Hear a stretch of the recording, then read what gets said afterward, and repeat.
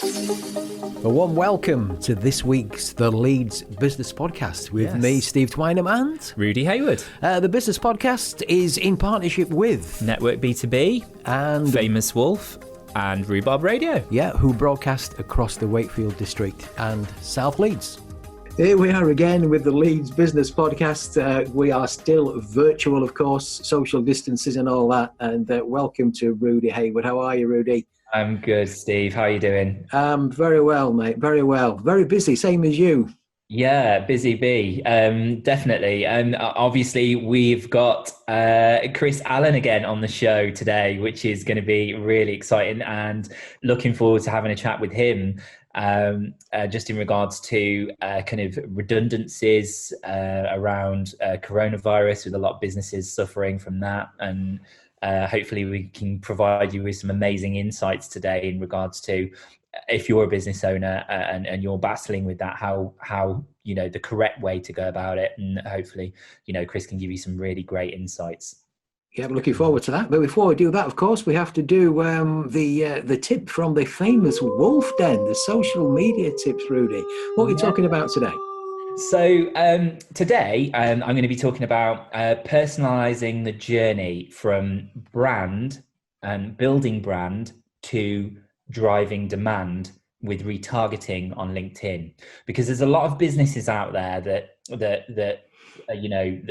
kind of medium to large size businesses that have really kind of made a lot of effort to drive brand on LinkedIn, which is great. It's building brand, building trust with your customer base, but then they're finding it difficult to then transfer that over to driving demand to then, so they can sell their products and services. So just to start with, so responding to the signals that people send when engaging with your LinkedIn ads can help you to tailor your message to different stages of your customer's journey. Okay. Now, almost every marketeer and even business owner is familiar with the concept of customer journey, the process of turning a stranger of your business into a customer of your business. So it's literally the thread that links our brand activity focused on building brand awareness and salience at scale, with targeted demand marketing that gives people immediate reason for taking action. Now, when brands get this right, they serve up the types of experiences that consumers have become accustomed to enjoying when they turn on things like Netflix or Spotify, which is seamless, intuitive, and personalized. However, linking the different elements of the customer journey in this way can feel like an intimidating task for B2B marketers.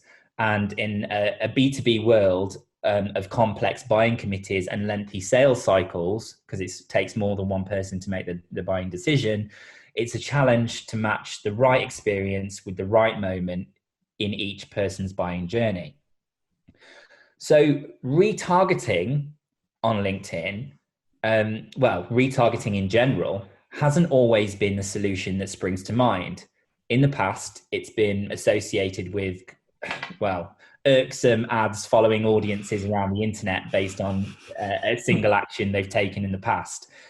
However, and I can hear you laughing. I can see you laughing there, David, because obviously, we all kind of relate retargeting to that. That's what its history has been. However, as retargeting has evolved, its capacity for enhancing and personalizing the customer experience has become invaluable,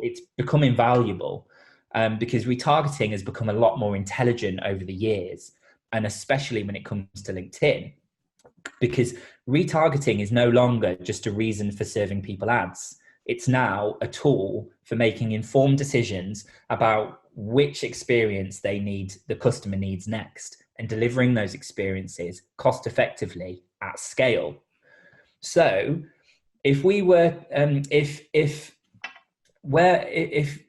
to deliver the types of personalized journeys from brands to demand that our audience expect, sophisticated use of retargeting has a definite role to play. Now, this is how retargeting would work, specifically on LinkedIn. Now, retargeting-based engagement with ad campaigns picks up on valuable signals of where people are in their AIDA journey with your specific brand. In the what, Rudy? AIDA. Oh, so, attention, interest, desire, action journey. Almost, yes. Oh, all right. yes, that's right. That is right. I just coin it differently. I say awareness, interest, desire, action. So yeah, 100% spot on there. That's awesome. Well done, Steve. I'll congratulate myself. Yeah. It enables sequential messaging. So serving ads focused on generating desire and action once you have a clear evidence of awareness and interest. This means that demand marketing can follow brand marketing in a meaningful and relevant way, and it drives better customer experience and a more intuitive customer journey. And also, it maximizes the value of marketing spend at all points in that journey. Plus, it doesn't end there. The value of retargeting based on engagement grows when your ads are already targeting a relevant audience at scale. Also, over the last year, LinkedIn, because that's what we're talking about, LinkedIn has launched a whole wealth of new targeting features, such as audience forecasting and interest targeting, that give marketeers more control than ever before over the types of professionals they reach. So retargeting based on the actions of the audience translates this relevant reach into the crucial next steps in the customer's journey. Now, couple of questions then. Yeah. To do this, do you need a LinkedIn business page, and do you need to have a LinkedIn paid account? Yes. To both questions. Yes, you would. You would, yeah. Now, I know that to a lot of business owners that might be listening to this, or even marketeers, they're going to be kind of like, right, well, where do I even start with this? Now, I am going to say, now, if you feel that you've built a strong enough brand presence on LinkedIn and you would like to look at taking your customers on that next journey from brand to demand, then, a LinkedIn marketing agency, don't know who, maybe myself, would be able to help. So, I would say get in contact with a social media agency that specializes in LinkedIn marketing. We do, by the way, Famous Wolf, but they should surely be able to help you achieve those goals. Cool. Okay. So is there anything else you'd like to cover in the Wolf Den? I think that's everything, but I just wanted to let you guys know about that today. I hope that's helpful. That is helpful. Let's welcome Chris back to the call then. Chris, have you got a question about the Wolf Den, or was that okay for you before we kick off? All perfectly clear to me. I was nodding a lot and smiling a lot. You're smiling a lot. Cool. Well, look, thanks for joining us today. And, we've, it's a few weeks since we talked before, and here we are. We never envisaged we'd be in this virtual online world when we met in the studios before, but here we are, and how the world has changed. And today we're going to be talking about, employment law really around Covid-19. Yeah. There's a fair few questions there. Rudy, do you want to kick off? And let's share Chris's expertise. Yeah, so first question to you, Chris, is how have you seen businesses handle the redundancy process since Covid-19? Yeah, well, first of all, lads, thanks for having me back on the show, which is obviously some form of endorsement. Yeah, I mean, it's been an incredible 3 months, really. We're exactly, aren't we, 3 calendar months, really, since the lockdown really affected most businesses, I'd say, in the area, including my own business. And I think we've been through a lot of things on employment law. People will be aware of this. I mean, it all started really with that sort of panic in the air of the end of March, where lots of employers were scrambling and looking at their contracts of employment for layoff provisions and short-time working provisions. And then out of the blue, quite frankly, came the furlough, the job retention scheme, the ability to furlough large proportions of your staff. There is no doubt, in my opinion, that's resulted or stopped there being huge redundancies across the region in April. Okay, so there's no doubt about it, and it continues to hold back redundancies to some degree. We then had the furlough extension, because of course originally it was going to run out at the end of May. Now it's going to be the end of October. That's a huge thing as well, actually. We've got the flexible furloughing now from the 1st of July. So, Rudy, if you worked for me, you know, I could have you furloughed 3 days a week, doing 2 days of work, obviously, which I've got to pay you. Again, that brings it. But what came out really covered without, if we're all plugging our own things, Rudy, even my own podcast, was that question of what happens when the furlough money stops coming. And one of the consequences of that was people looking at their business saying, I don't think I'm going to have the same amount of work. I therefore don't think I need the same amount of people. And that therefore ticks the box in terms of being a redundancy scenario in the workplace. And people are looking now at their workforces. You could, of course, sit back and just gamble on your turnover, magically getting back to where it was on the 31st of March by the 30th of October. But it's a gamble, isn't it? Because if it hasn't, you're probably then going to make redundancies in November, and you're going to pay the full cost of those redundancies yourself. Whereas, and you probably saw this really with the first organisation to get their teeth in this was BA, British Airways, who announced weeks ago, didn't they, that they were going to make lots of redundancies. And the truth is, if people are made redundant in the next few months, a large proportion of their notice entitlements will be covered by the job retention scheme grants. Wow. That is what is triggering the people to think about redundancies now, which of course morally you could say flies in the face of a job retention scheme. But similarly, the counter argument to that, guys, is the job retention scheme has done its job. It has kept an awful lot of people in a job in April, May, and June of this year. No doubt about it. So the question, how have I seen businesses handle it? The answer is some businesses are starting to very seriously consider and implement compulsory redundancy procedures, which obviously we can talk through what that involves shortly. Yeah. And Chris, do you think there's enough information out there for businesses, or if there is, do they understand it? Okay, I think there's two aspects to this. One is there is absolutely tons of information out there. It's Google, of course, is why do you need me? To some degree, you might say there's too much information out there. Of course, I'd say, hey, go look at my website. But in all honesty, what a lot of people do is they go look at the ACAS website. And ACAS is a wonderful organisation, conciliation process, and they have a wonderful website. I'd say it's very good, and it gives you guidance. The problem with redundancy is there is a mistaken belief amongst the public that it's the easiest way in the world to get rid of people. Let me tell you, the easiest way to get rid of people is when they commit an act of gross misconduct and thump somebody. That is the easiest way to get rid of somebody. Actually, making somebody redundant is quite difficult. And I think the problem there is there's lots of information out there, but it's still a bit of a dark art as to the process, because there's lots of steps involved with a compulsory redundancy procedure. I mean, we can go into more detail as much as you like, but the consultation, the identifying the people you're even going to consult with, the selection process, there's all sorts of little hurdles almost. And I think a lot of employers, understandably, haven't had to deal with this in any large scale since 2008/2009. So you've got a generation of business owners who have no idea how to do a redundancy procedure. Chris, you make an interesting point there, because there's a different procedure on different size of company, isn't there? Yeah, that's right. Yeah. Sorry, go on. So there's that to address. And then another thing there you said about the people that, let's use the word, be selected for redundancy, if that's the right word.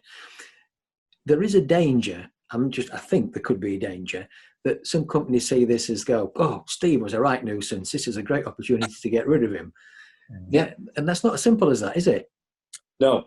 No. And of course that happens, let's be honest, let's be frank. Yeah. Employers do that all the time because Right. of course there are people who are very, very difficult. And there are, we come across many, many cases where you hear the facts of the case and you think, well, to be honest, that person was asking for it. So yeah, you're absolutely right.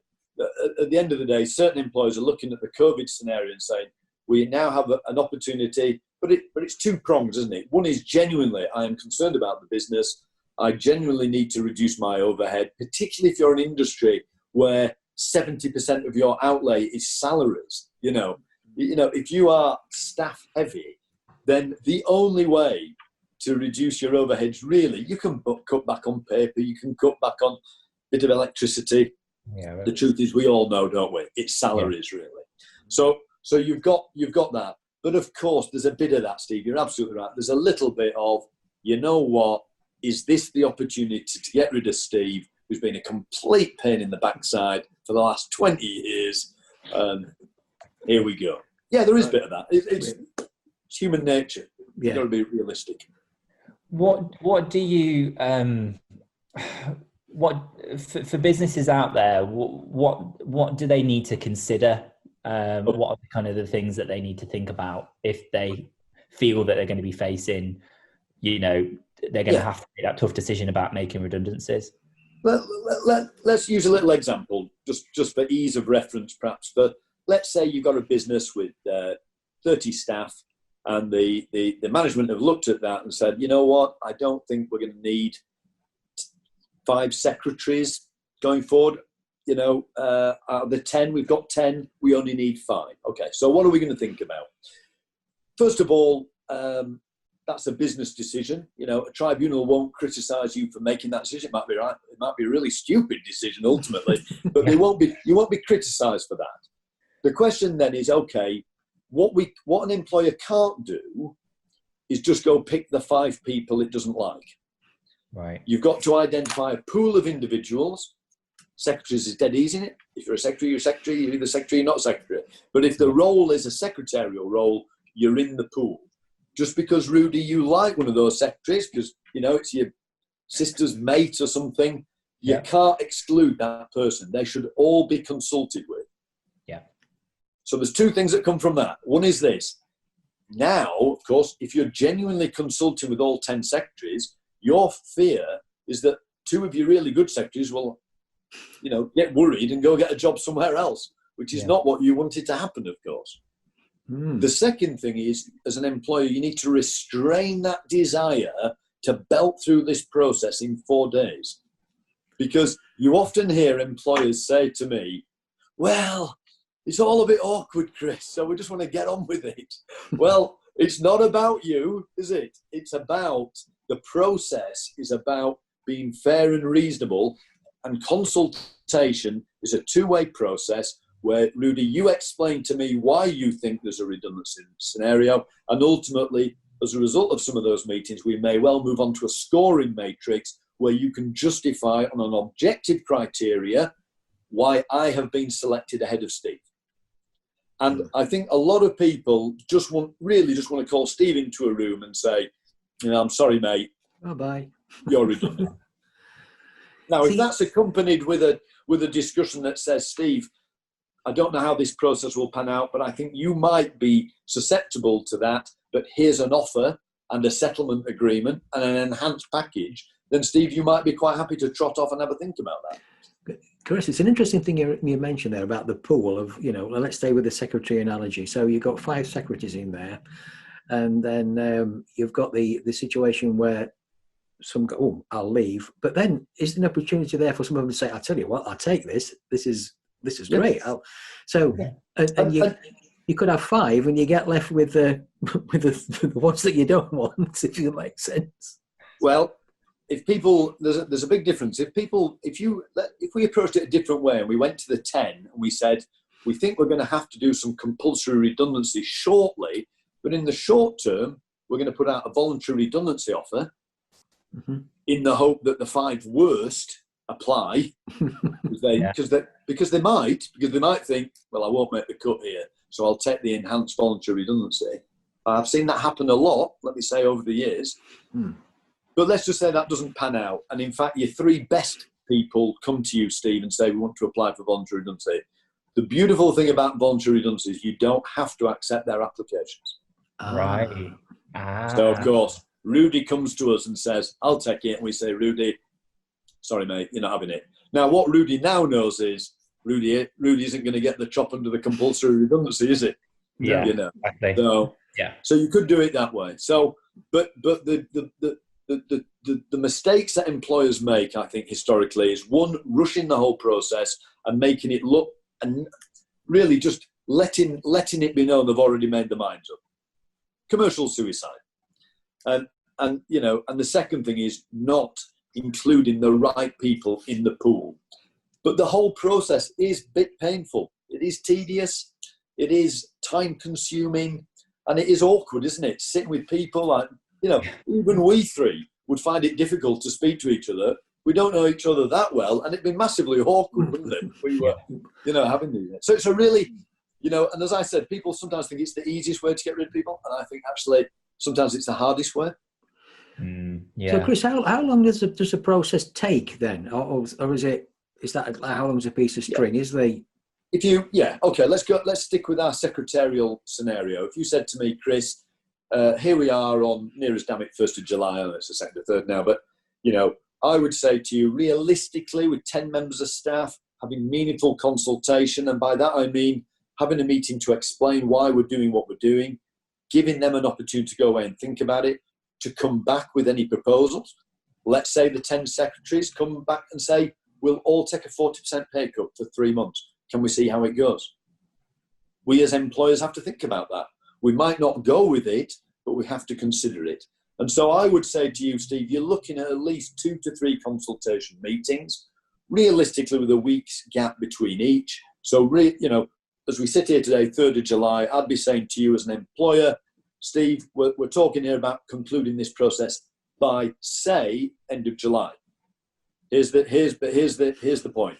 Provided there's less than 20 people. If it's more than 20 people, we move into what's known as collective consultation with employee representatives being appointed. That takes a bit of time. And you cannot issue a notice of redundancy for at least 30 days from the start of that process. So, and that goes back to your point, Steve, about the larger employers. Yeah. And that might give you a steer on why British Airways was starting that process 6 weeks ago. Yeah. Because they're looking at making thousands of people redundant, and you won't be surprised to hear there's an even longer time scale for that. Is that 90 days, Chris? Yeah. So, so if you start counting back, you can see the logic of why they started when they started. Yeah. Wow. Yeah, definitely. Chris, Rudy have probably got another question in a minute, but a couple of things that from me that just came out of that, or one big one really. You talked about, and somebody wants to go and you have this agreement. Is that what they call a compromise agreement? Yeah. So, well, I don't anymore, actually. They're called settlement agreements. Oh, right. Okay. So something that for another option for employers is this. It isn't to go through the full consultation process. It isn't to put all 10 members of staff through that. It is indeed to call the 5 individuals that they've selected, for want of a better word, into a meeting and effectively say to them, look, let's have a protected conversation, means effectively off the record, i.e. without, people will have heard of the phrase without prejudice. Mm-hmm. At that point you say, look, I'm sorry, we need to make cuts, and we'll be honest with you, if we go through the compulsory, you might be selected. I'm not saying you will be, of course. I'm saying you might be. Well, you need to be deaf, dumb and blind not to get the message, don't you, really? Yes. But we acknowledge that that's not great, and we acknowledge you've worked hard for us. So look, rather than us all go through that sort of painful process, would you like to consider an offer? And that offer, quite frankly, folks, is going to be your notice, which you won't have to work. That's nice. Your statutory redundancy payment, and then a third payment. And the third payment is the ex gratia payment, the compensation monies, i.e. the extra bit that says, here's the sweetener for you leaving. But there's a twist in the tail, Steve, and you've already stolen my thunder. If you want the extra, you must sign the settlement agreement. And I think you know what's coming, Steve. The settlement agreement says, I'll take the money and I won't sue you. That's it. It's a great system in terms of tying up a deal between an employer and an employee. It's a good system. People very rarely renege on it. It works. But the more you offer, the better the more likely people will. And Chris, is there a timeline on that how long somebody has to be employed by the company to do that? Well, most rights, as you might remember, most rights kick in after 2 years continuous service. The right to a statutory redundancy payment, the right to bring an unfair dismissal claim. Now, anything to do with discrimination, on any aspect, race, sex, disability, age, there is no time limit. So that's, you work for me for a day. If I chase you out of the office, I'm slapping your bottom and nipping you and doing all sorts of terrible things. You'll be bringing your claim. That's hypothetical. By the way. But you know what I mean. So I thought I might come and work for you for a minute. Yeah. But so many people's rights kick in, 2 years. That's the crunch time. So the risky thing for people at the moment is if you got less than 2 years service and your employer has been affected by COVID and by the, business falling off, you're at risk, aren't you? Because actually, I can just give you your notice and we can call it a score draw. Wow. And have you come across businesses that have had, obviously not naming names, but have you come across businesses that have had to do that recently? And have you? We have been giving out redundancy advice every day to different clients for probably the last 6 weeks. Right. So people started thinking about this. What are we now? End of May. End of May, people started thinking about it because they were thinking about it before the job retention scheme got extended. You see, right? Then it was extended, and if you think about it, the extension of the job retention scheme and the furlough monies, it sort of a lot of people stalled. Oh, that's just about to, but I won't. Yeah. But now we're into July, aren't we? And we also know that the government grants under the job retention scheme are not quite as generous in the months of September and October. So again, when people are on furlough and they're racking up holiday entitlement and the furlough funds are a little bit less, it becomes increasingly, understandably, I do get it from the government side, let me say, it is becoming more expensive to employ those people. So, and that's where we get to. And sorry, no, I was just going to ask, do you think that there's going to be a lot of unemployment because there's been a large number of people that don't go past that 2 year bracket and so aren't allowed redundancy? I think, and I'll talk in brutal terms here, people with less than 2 years service are the easy wins, aren't they? If an employer wants to reduce its headcount, the easy wins are people with less than 2 years service, absolutely miles off getting anywhere near 2 years service. They're easy wins. You pay them their notice. You do it during the job retention scheme, assuming these people earn relatively normal salaries now, earning a fortune. Therefore, the government is going to fund effectively 80% of their exit costs. You'll have to top up the other 20%. Hey, 20% is better than 100% in November, isn't it? Yeah. Do I think overall, me, Rudy, I'm a positive guy and I'm an optimist. And I still think there's a wave of redundancies coming to this country in the next 2 months. Right. Wow. Okay. I'm afraid. Yeah. Because unfortunately, nobody can guarantee that their businesses will, we'd all love to think there'll be a massive bounce back. I really hope there is. I really, really hope there is. For selfish reasons and for everybody else out there. Because I don't think, nobody, the world doesn't deserve it, does it? I think everybody had just got over the whole depression of the Brexit stress and the deflation that affected everybody. We were kicking on after, whether you like the election or not, people were kicking on after Christmas and we've been halted. And if the net result is by next Christmas, lots of people out of the job, then it's terrible. But then we have a terrible pandemic, which is nobody's fault, man. Yeah, we are where we are, aren't we? We are where we are. We are where we are. Just a couple of quick things probably before we finish, Chris, and anything else you want to cover as well. You mentioned about, I never thought about this, about the holiday entitlement, Yeah. So you're furloughed, but you've got holiday entitlement. So that's a fair cost to a business, isn't it? two big aspects on that. Number one is this: holiday does accrue. It just does. So there's no point pretending it doesn't. There's no point hoping your staff won't realise. It does accrue. So if I had furloughed Rudy quick as a flash in March, or March, April, May, June, July, August, September, October, 8 months of holidays accrued, Rudy, of course, is unlikely to come to me and say, Chris, I'd like to take a week's holiday in August, because he's on holiday. He's on holiday. I'm not saying it, but you know what I mean. Certainly in the early days of lockdown, you couldn't go anywhere anyway.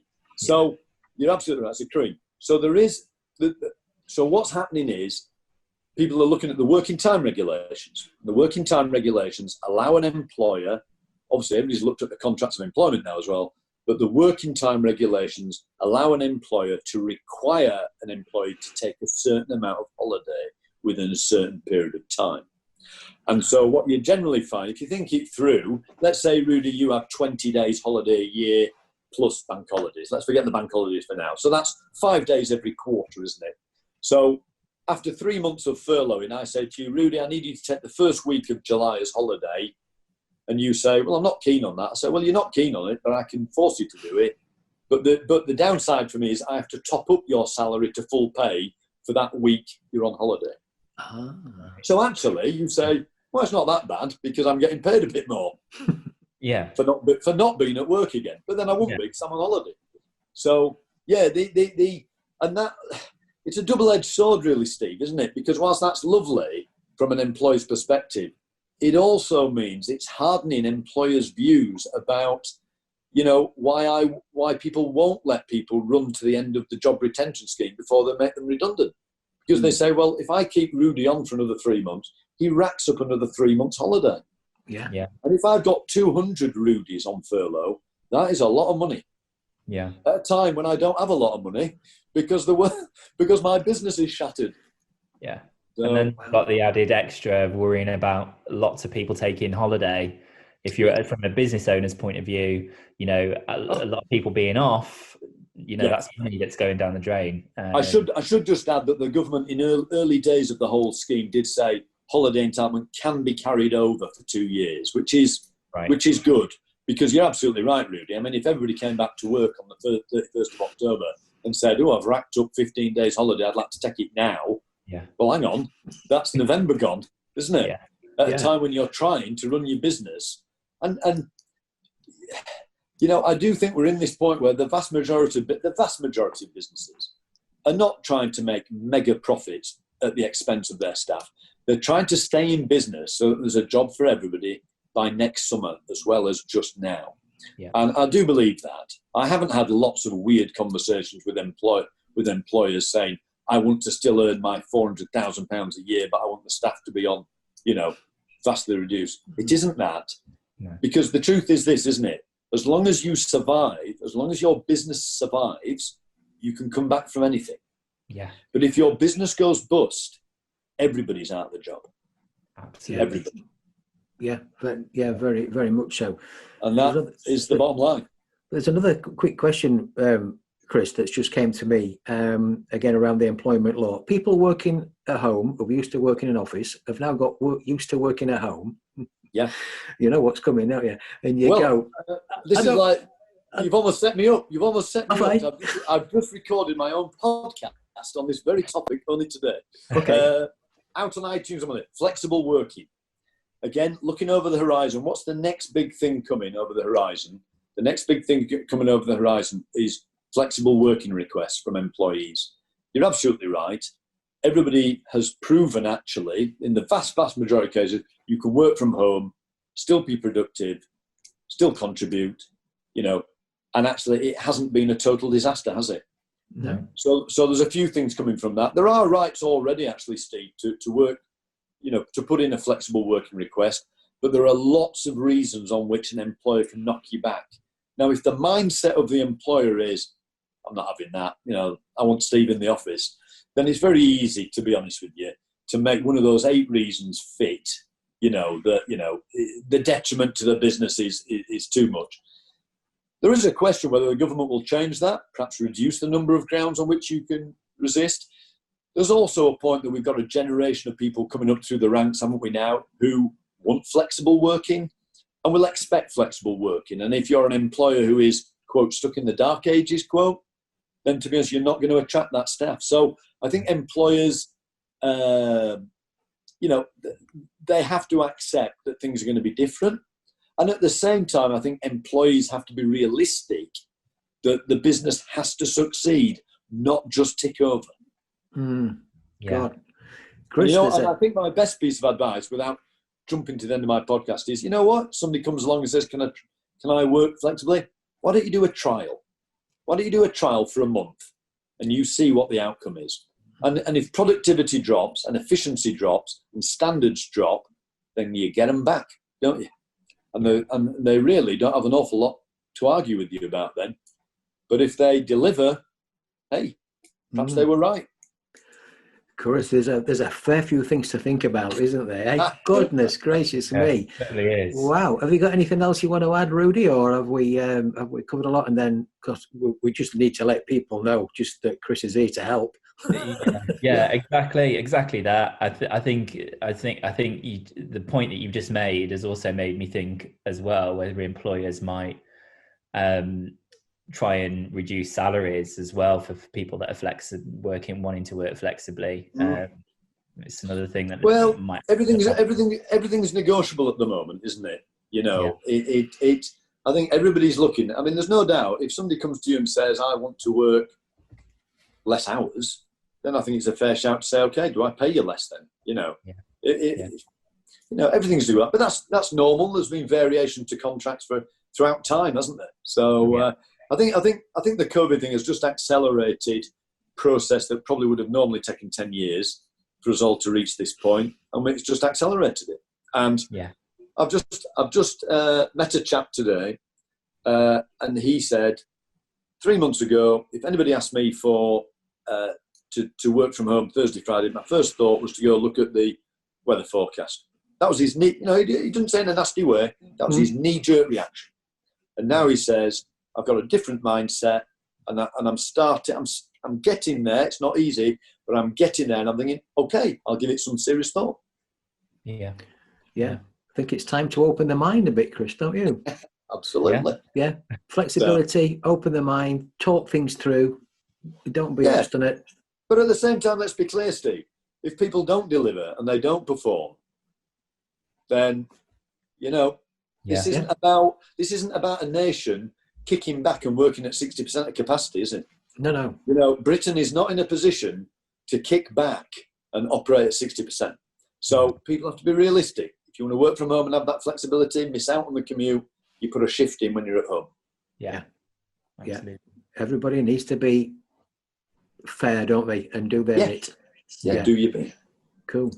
Okay. So, Chris, how can people get in touch with you then? That's the big question, of course, because you've shared lots of things this afternoon. Dead easy. Look for that logo. lawblacks.com website. All our contact details are on there. Any member of the employment team, big team, can help you. My mobile number's on there. My email address is on there. So lawblacks.com. Thanks. Good. And we'll help anybody who we possibly can. Well, once again, thanks for joining us and on the Leeds Business Podcast. And Rudy, have you got anything to add before we finish today? Yeah, so thanks again for Chris to come in on the show. It's great to have you on the show again. And stay tuned for the next episode where we will have we're going to have a coach from Action Coach that's made 17 business owners millionaires in the last 10 years. So that would be an interesting one to tune into. But thanks everybody for tuning in today. Stay tuned for the next Leeds Business Podcast. Cool. And to everybody, have an amazing day. See you soon. See you soon.